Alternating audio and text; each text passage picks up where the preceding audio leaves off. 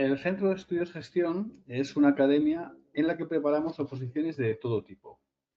Estamos especializados en la preparación de oposiciones, sobre todo para auxiliares y para administrativos de todos los organismos, para el Estado, para la Junta de Castilla y León y a nivel local para la Universidad de Salamanca, el Ayuntamiento, la Diputación. Las clases se imparten tanto de modo presencial como de modo online. Y en principio, bueno, el día 2 de junio, el martes próximo, vamos a comenzar un nuevo grupo de preparación para estas oposiciones de auxiliar administrativo. Si alguien está interesado, ahí tenéis el correo y el teléfono con su WhatsApp correspondiente para poneros en contacto con nosotros. Bueno, vamos a corregir el examen que tuvo lugar el sábado pasado, el sábado anterior, estamos a martes, de auxiliares administrativos del Estado, concretamente la parte de informática. Bueno, vamos a ver, en este examen había una parte de legislación, otra parte de informática. Nosotros vamos a corregir a partir de la pregunta 10 del modelo A, por ejemplo. Tanto la como el B son similares, pero cambian las preguntas. Bueno, comentaros un poco mi opinión sobre el examen. De mi parte son 50 preguntas, 10 de ellas, bueno, veis que hasta la 10 son preguntas de legislación. El año pasado el corte estuvo en 26 y algo. Este año, como el examen no ha sido fácil, vamos a decirlo así, puede estar por ahí, 25, 26. Por tanto, de las 40 preguntas que restan hasta las 50 totales, las 40 de informática, con sacar 16, 15, 16, 17 estaría. Yo creo que es para probar si el corte está ahí, no es demasiado complicado, pero sí que es verdad que hay muchas preguntas complejas. Para sacar nota es difícil. Pero bueno, dependiendo del corte, siempre tenéis que tener en cuenta eso. 16, 17 preguntas que vamos a ver se pueden sacar bien. Hay algunas partes, como la parte de Outlook sobre todo, que yo considero que ha sido la más difícil este año. Otros años más difícil, pues por ejemplo, años anteriores ha sido Access, según el año, se lo van cambiando. Bueno, pues nada. Pregunta número 10, aunque no es de la parte de legislación. CSV, todos sabemos, es muy difícil, que se llama al código seguro de verificación. ¿Vale? La 11. En materia de seguridad informática, ¿qué nombre recibe la técnica que consiste en manipular publicidad para conseguir infectar dispositivos? Manipular publicidad. Bueno, la respuesta correcta es la C. ¿Vale? El crimeware es un tipo de malware, un tipo de software malicioso que su objetivo es hacer delitos financieros. Sobre todo su fin es robar identidades. Es lo típico que utiliza este tipo de malware. El one-shipping es un ataque, un método de ataque que lo que hace es infectar dispositivos enviados físicamente para infiltrarse en redes inalámbricas de una organización. ¿Vale? Y el spyware también es un tipo de software malicioso, de malware, que se instala en nuestros dispositivos pues, para recuperar información sin que nosotros le demos permiso. ¿Vale? Pero bueno, sobre todo cuando nos dice manipular información en línea para infectar dispositivos, ¿vale? Eso es lo que se llama el malwarevising. Bueno, la 12 habla de una norma muy importante en temas de seguridad que es la ISO IEC 27000. Y nos pregunta, ¿vale?, al conjunto de elementos que utiliza una organización para establecer una política y unos objetivos de seguridad. ¿Vale? La clave está ahí. Cuando nos dice política y objetivos de seguridad, se refiere al sistema de gestión. La seguridad de la información es algo más genérico. Vamos a decir que la seguridad de la información es la definición general, ¿vale? Pero el cómo conseguimos la seguridad de la información es mediante una estructura que lo que nos permite es definir políticas, objetivos y demás. Por eso la 12 es la B de Barcelona. La 13. Esta es una de las que yo os comento que yo impugnaría.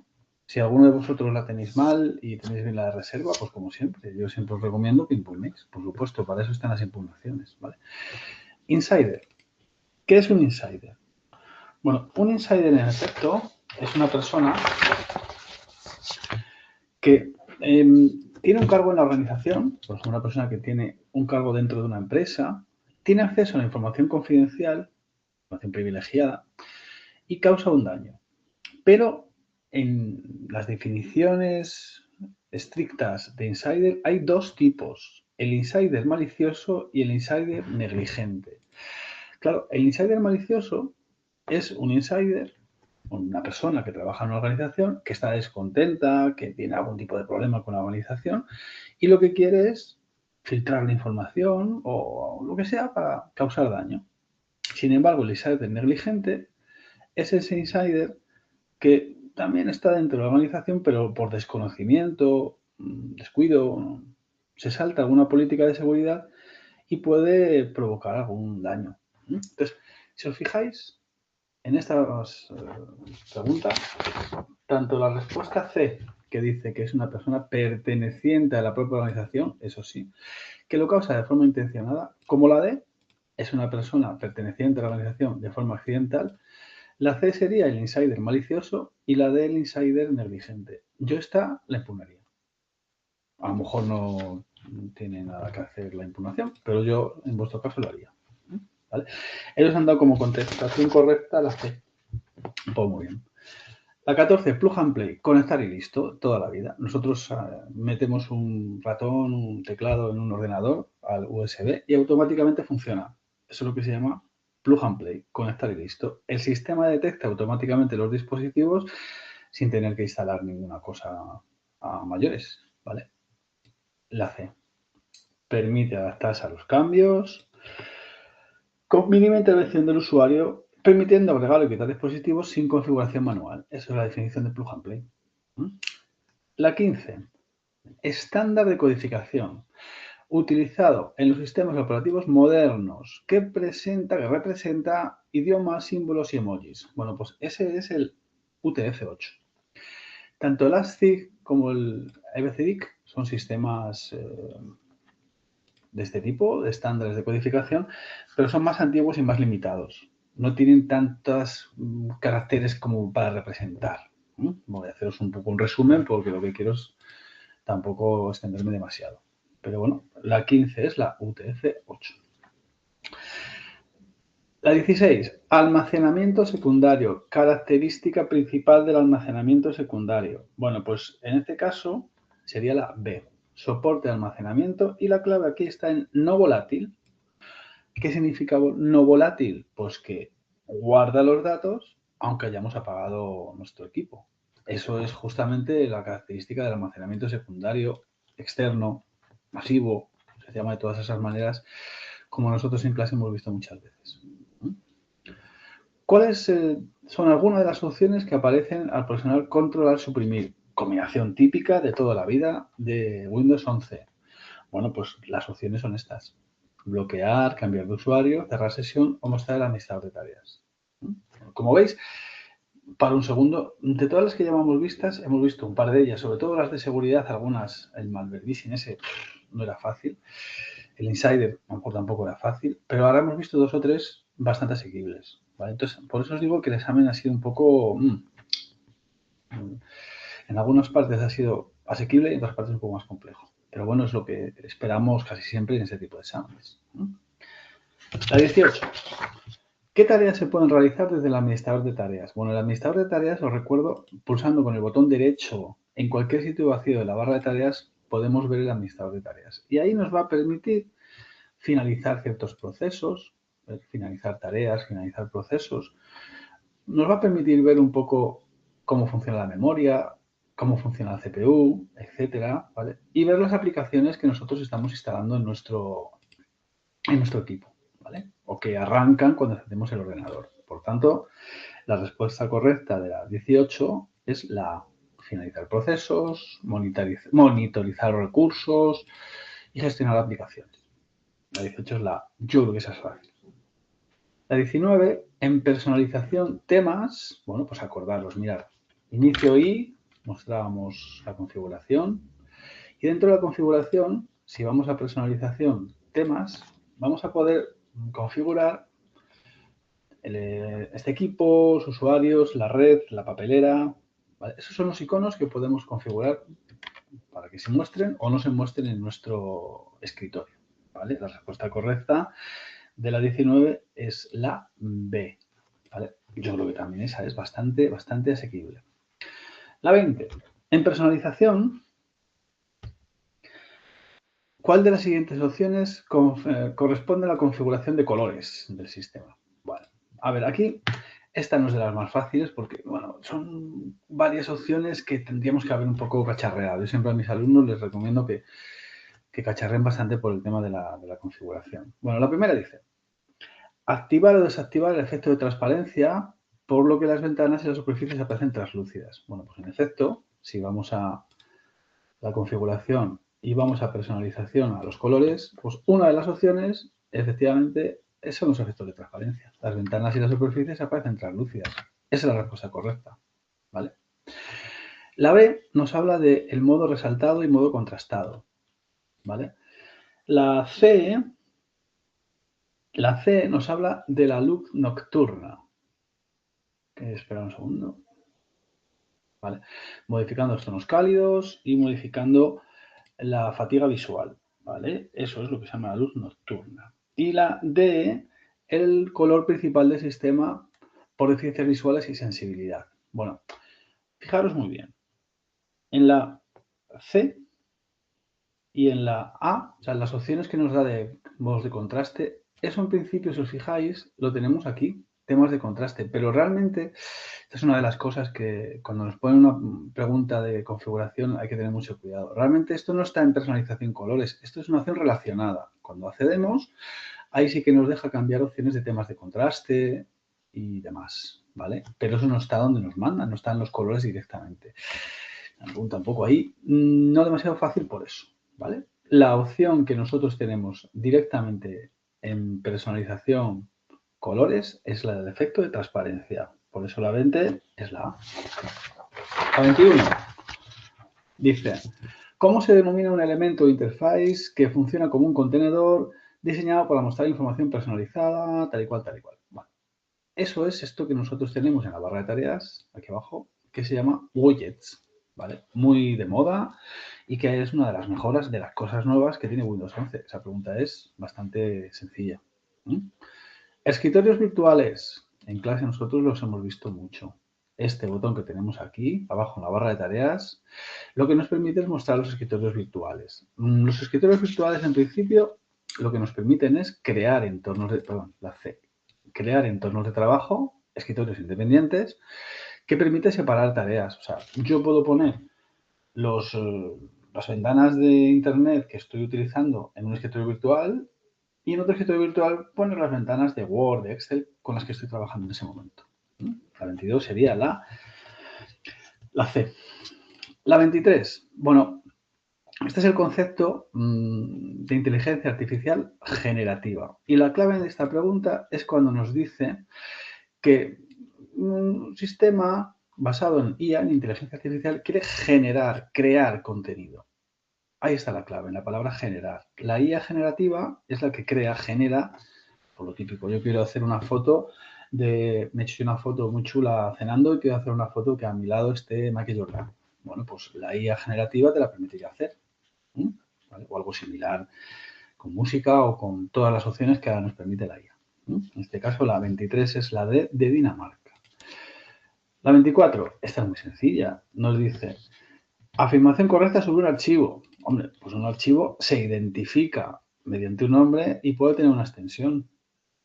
No es volátil. Cuando se va la luz no se pierde. ¿Vale? Solo existe mientras una aplicación está en ejecución. Existe siempre. Y por supuesto que se puede organizar en carpetas. ¿Vale? La 24, como veis, pues es bastante sencilla. La 25. En Access, importante. Mira, voy a intentar abrir Access y lo hacemos en un segundo. No tardo nada, ¿vale? Abro Access. Voy a abrir una base de datos en blanco. Pongo aquí cualquier cosa. Aquí pongo... Vale.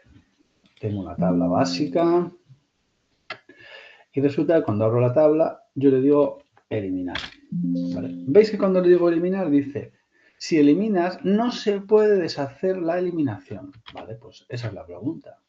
Dice, una vez borrado un registro, no existe ningún comando para deshacer la operación. La 25 es la A. ¿Vale?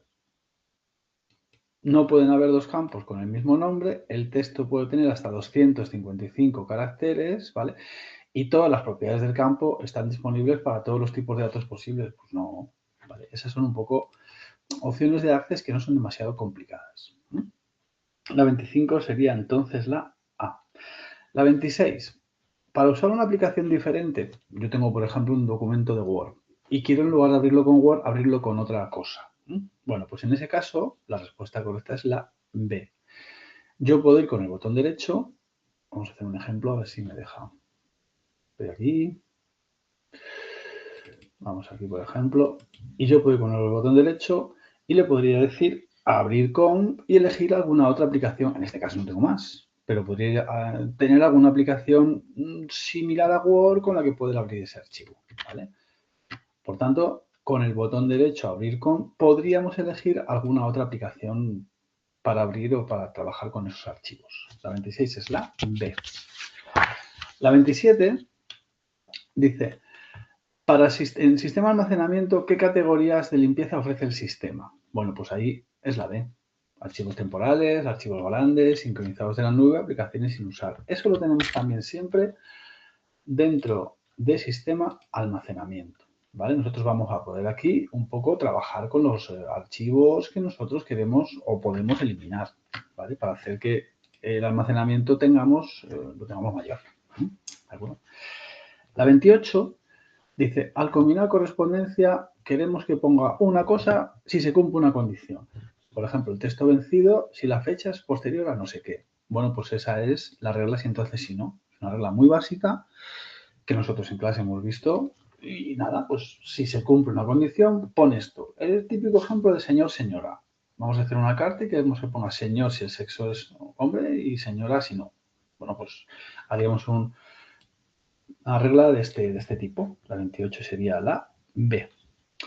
La 29, control B, muy importante. Esa es una de las que se han visto siempre, yo creo, pero bueno, ya os digo que hay preguntas de todo tipo. En Word, pulsar control B, bueno, abro un documento en blanco, aunque sea. Si pulso control B, presenta el panel de navegación. Panel de navegación, ¿vale? La 29 entonces es la B. ¿Vale? La 30, run. Bueno, si nosotros estamos en un documento que es run, lo que nos hace es poner texto aleatorio, ¿vale? También se puede hacer, y esto también lo han puesto hace poco en algún examen, estoy viendo lorem, ¿vale? Lorem. Eso lo que nos hace es poner también texto aleatorio, pero en latín. Vale, pues muy bien. Eso se utiliza pues si nosotros necesitamos un texto para poder hacer unas opciones determinadas y no queremos andarlo escribiendo y de esa manera lo podemos hacer. ¿Vale? Bueno, es una pregunta que yo en clase coincide que la utilizo mucho para mis ejemplos, pero si no, pues no sería fácil. Pero bueno, ahí está. ¿Vale? La 31. 31. Una de las opciones de accesibilidad más conocidas de siempre es el texto alternativo.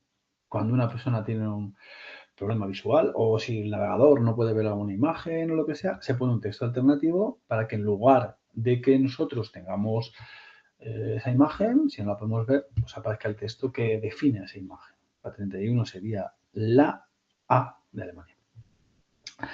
La 32. Bueno, yo siempre os digo, alguna pregunta de fórmulas y funciones os suelen poner. Por ejemplo, en la Junta ponen muchísimas más preguntas porque el examen es distinto. Aquí a veces nos ponen 2, 3 o ninguna. ¿Vale? En nuestro ejemplo, si os fijáis, realmente nos han puesto 2 o 3 y alguna un poco rara. Pero bueno, hay que verlas. Aquí, en principio, recordar que lo que hace la función sumar puntos y punto conjunto es sumar. Voy a hacerlo así, perdonad. Sí, sumar el primer argumento y luego los siguientes argumentos, todos los siguientes argumentos que tenemos van por parejas. Esta sería una pareja, esta sería otra pareja, esta sería otra pareja y esta sería otra pareja. ¿Qué significa esto? Siempre los hace con todos a la vez. O sea, súmame lo que haya en C2 y C6 en ese rango, siempre y cuando entre B2 y B6 ponga el texto nómina y a la vez entre C2 y C6, además de que ponga nómina en su celda correspondiente, en esa misma fila sea mayor que 2000 y además su fecha, que estará en A2 A6, sea mayor que el 1 de enero y menor que 31 del 12 de 2025, o sea que estén en ese año, ¿vale? Bueno, pues todas esas condiciones, todas seguidas, las cumple esto. Suma los importes, los CEs, ¿veis? Los importes, primer argumento, de las nóminas con importe mayor que 2000 y que son del año 2025. La respuesta correcta es la B. ¿De acuerdo?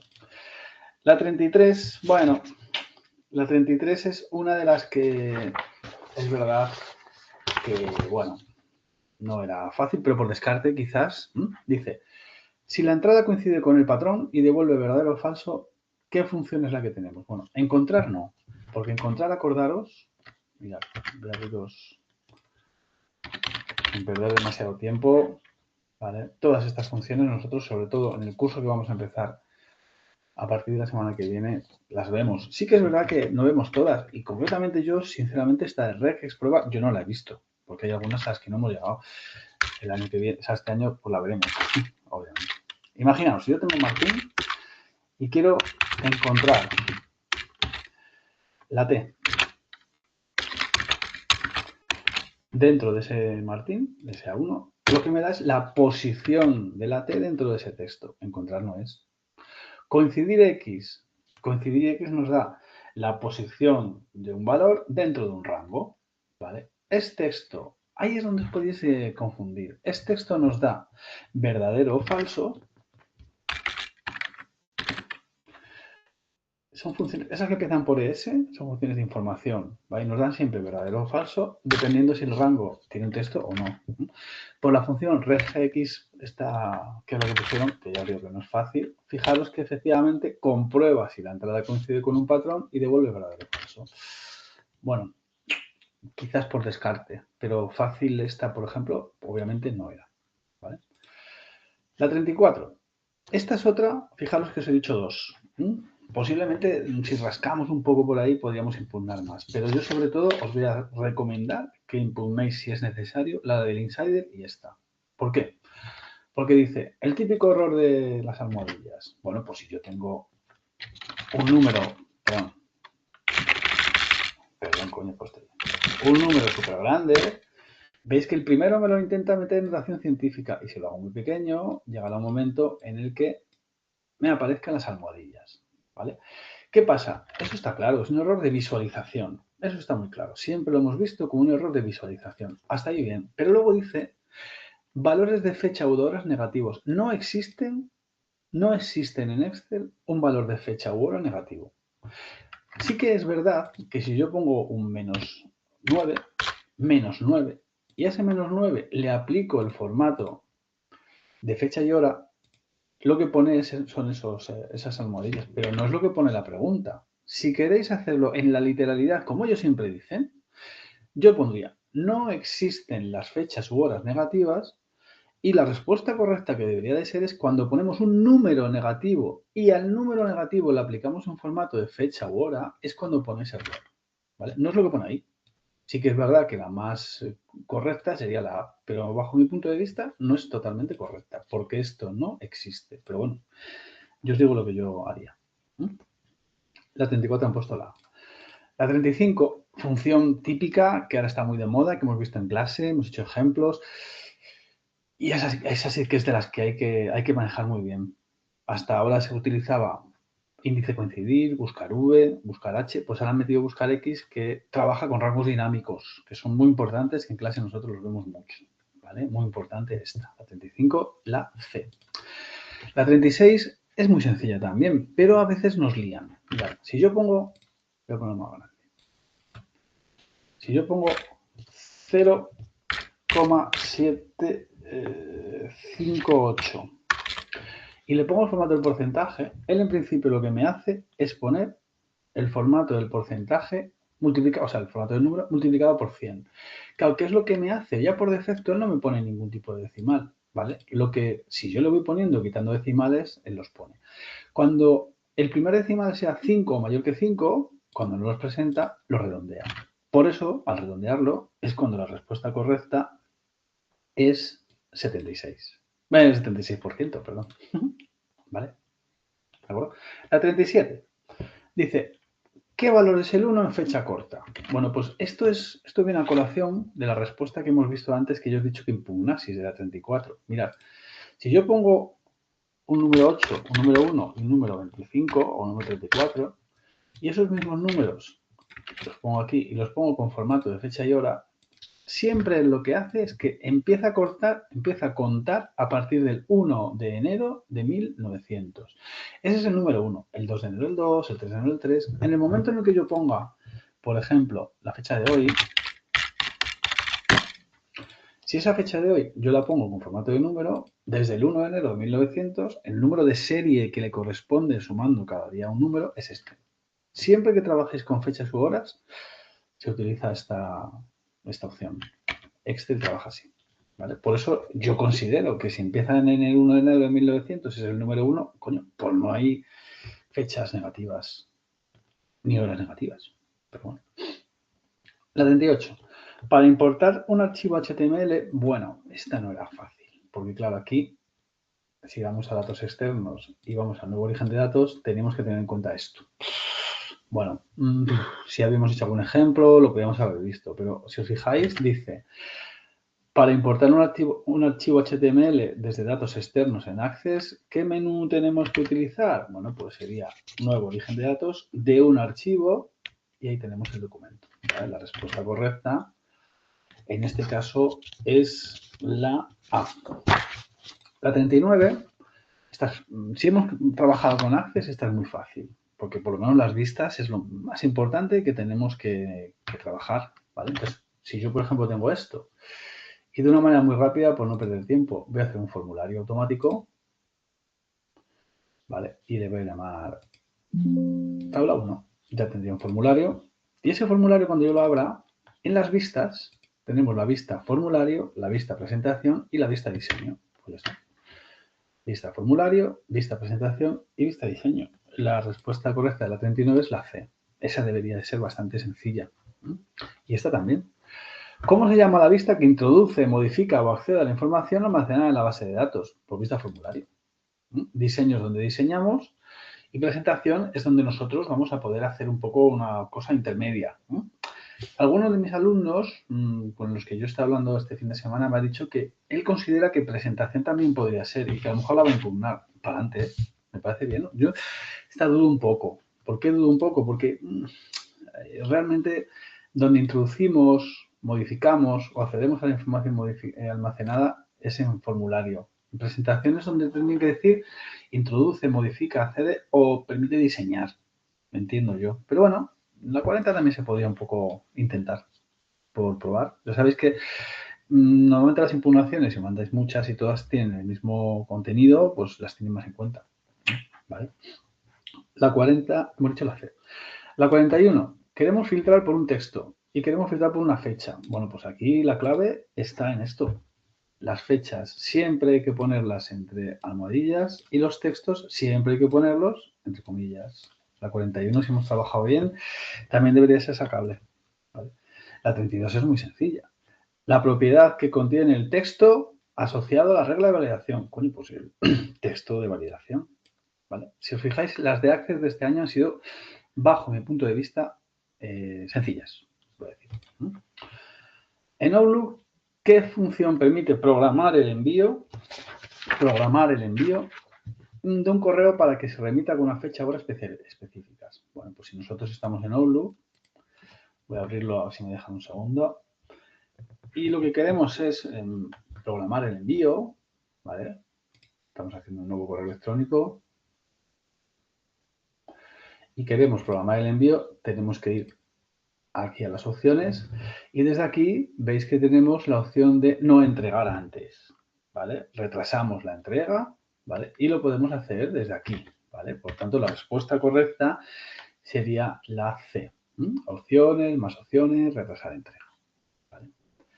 La 44, ¿es posible cancelar el envío de un correo electrónico después de haber pulsado en enviar? Pues sí, ¿vale? Hay una opción. Si yo, por ejemplo, aquí A ver qué tengo por aquí. Si yo, por ejemplo, aquí cojo mis correos enviados y me abro uno cualquiera, veis ese correo enviado, en cuanto voy aquí, tengo la opción de recuperar el mensaje o de volver a enviar. ¿Vale? Bueno, pues sí que se puede recuperar, pero siempre y cuando, eso sí, estemos trabajando todos con el mismo Change, se llama, la misma cuenta de Microsoft 365.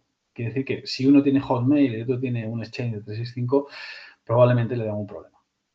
Y siempre y cuando, claro, la persona que yo le haya enviado el correo no lo haya abierto. Si ya lo ha abierto, ya no se puede recuperar.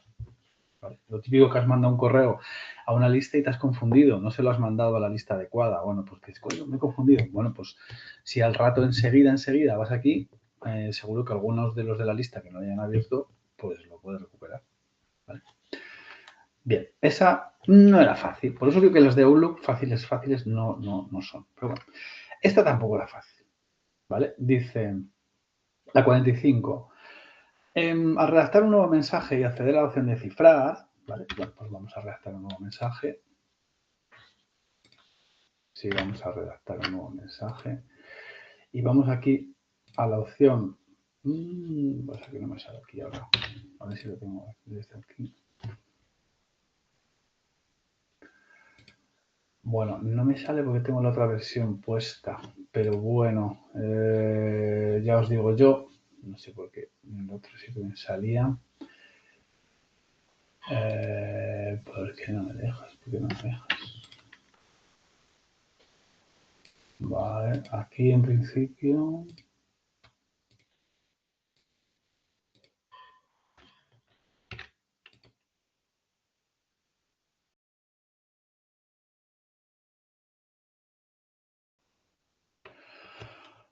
Bueno, a ver, no me sale, pero bueno, yo os lo digo, no pasa nada, es así.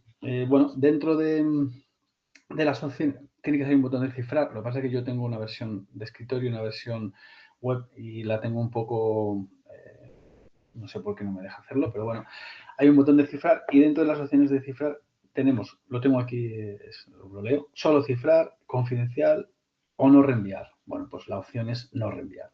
Es una pregunta bastante compleja porque había que haber visto eso, haber cacharreado y no era nada fácil. La 45 no era fácil. La 46. Si estamos en el calendario, el asistente para programación dentro del calendario, vale, a ver si me deja esto. Me voy al calendario, vale. Estamos en un calendario y una vez que estamos en un calendario, si vemos el asistente para programación, vale. Nosotros lo que nos va a permitir el asistente para programación, imaginaros que yo tengo aquí, dentro de esta opción, tengo una reunión nueva. ¿Vale? Bueno, pues el asistente para programación lo único que me va a permitir es un poco pues ver si las opciones que yo tengo con las opciones de mis compañeros a quien invito a la reunión están compatibles. O sea, comprobar si la disponibilidad de mis compañeros, de los asistentes a la reunión, es la misma que la mía y ver un poco los intervalos de fechas y de horas para poder hacerlo compatible con los demás. ¿Vale? Bueno, una cosa interesante que se llama así, que tampoco, como os digo, bajo mi punto de vista no era nada fácil. ¿Vale? Sin embargo, esta otra, bueno, dentro de las que hay, imaginaos que yo pongo una arroba y elijo, por ejemplo, este. Bueno, pues cuando yo pongo la arroba que se llama mencionar y elijo dentro de los nombres de mis contactos alguno, automáticamente, como habéis visto, ha puesto la persona dentro del cuerpo y también ha puesto la persona en el destinatario, en el para. Bueno, pues esa es la pregunta 47. Cuando mencionamos con la arroba seguido del nombre, ¿qué es lo que sucede? Pues resalta el nombre y añade automáticamente ese contacto en el para. ¿Vale? Esa dentro de las de Outlook era de las más asequibles, porque todas las demás, casi todas las demás eran bastante más complejas. Veis que, como repito, las de Access, bajo mi punto de vista, han sido asequibles, entre comillas, y las de Outlook menos asequibles, vamos a decir. Sin embargo, las de Internet, pues yo las veo bastante más asequibles, porque son conceptos que, por lo menos nosotros en clase los vemos siempre, y yo creo que en todos los sitios se deberían de ver. Entonces, la primera nos da la definición de conexión segura entre redes, encriptación de datos y que se ocultan las IPs, los datos. Bueno, pues eso es lo que se llama la red privada virtual. La 48 es la B. La 49 ¿vale? DNS es el servidor de nombres de dominio. Es como una agenda de Internet que traduce la dirección marca.com a sus correspondientes IPs. 125, 40, 40, 40. Claro, yo no me voy a aprender esos números, ¿vale? Entonces, las DNS lo que hacen es, bueno, traducir de uno al otro, ¿vale? Eso es lo que se llaman las DNS y por eso aquí lo que tenéis es que es un protocolo que asigna los nombres de dominio a las direcciones IPs. Permite resolver los nombres para ordenadores usuarios, no tener que poner para entrar a una página web las direcciones IPs, ¿vale? Os sabéis que las 3 preguntas de Internet fueron 3 conceptos, que dentro de los que hay os podrían haber puesto conceptos muchísimo más difíciles. Estos no lo son. Y DHCP, bajo mi punto de vista, tampoco es muy difícil. DHCP es, por ejemplo, nosotros entramos en una Wi-Fi y al entrar en una Wi-Fi nosotros conectamos con nuestro usuario y la contraseña de la Wi-Fi. Bueno, pues en ese momento el router, donde estamos conectándonos, nos da una dirección IP. Esa dirección IP que nos da es automática, nos la da automática. No, nosotros no hemos metido la dirección IP a mano. El que resuelve las direcciones IP que tiene el router y que nos asigna a nosotros la que nos corresponda para poder entrar en Internet mediante esa Wi-Fi es lo que se llama el DHCP. ¿Vale? Asigna automáticamente direcciones IP a los dispositivos que se conectan. ¿Vale? Las de reserva os voy a explicar un poco las 3 que son las mías. En el explorador, si nosotros tenemos estos 4 archivos y agrupamos por tipo y ordenamos por fecha de forma ascendente, ¿vale? ¿Cuál de los siguientes elementos aparecerá en la presentación? Bueno, yo aquí os recomiendo una cosa. Siempre os van a intentar liar. Esta no era fácil, quizás, pero bueno.